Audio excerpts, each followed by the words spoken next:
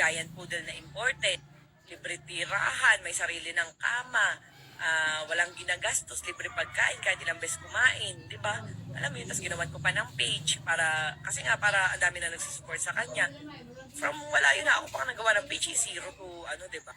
Kaya sa mga magsasabi na tinulungan ko ng si Diwata kasi trending, bakit yung tinulungan ko wala namang followers yun, di ba? And ang dami-dami kong tinutulungan, guys. Hindi lang po si Diwata, ang dami-dami kong tinutulungan ng mga taong oo, mas nangangailangan. Yan araw-araw, ang dami namin tinutulungan. Hindi na lahat na post namin sa social media. And sa sinabi pa na content lang doon, pagbibigay ko ng 1M kay Diwata, nakita nyo kung gano'n siya halos mangiyak-ngiyak na nung binigay ko yun sa kanya, di ba? Nakita nyo naman siguro, sasabihin ba't daw sa bag daw nilagay?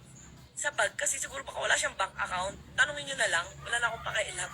Kung isipin nyo na content lang yun or what, wala akong pakailam. Basta sabi ko nga, kung peke ang pagbibigay ko ng 1M kay Diwata, mag-LBM ako ng 1 taon, pero kung totoo, mag-LBM ka ng 10 taon, char.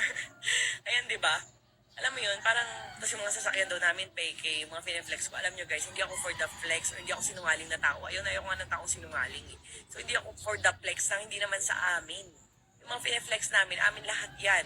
And sa sinasabi na installment, panay sabi na wala akong utang kahit piso sa bangko, kung panay ako installment, kapal naman ang mukha ko, hindi ba ako nahiya sa teller sa bangko, di ba?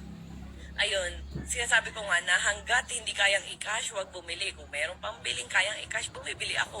Ganun yung motto ko in life. Ayoko yung mga napapanood ko sa teleserye na yumaman, tas dahil di mabayaran yung utang sa bangko, hinatak yung mga property. Kakanood ko talaga ito ng teleserye yung bata pa ako.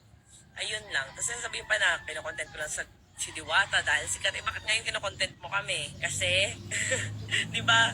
Nakakaloka.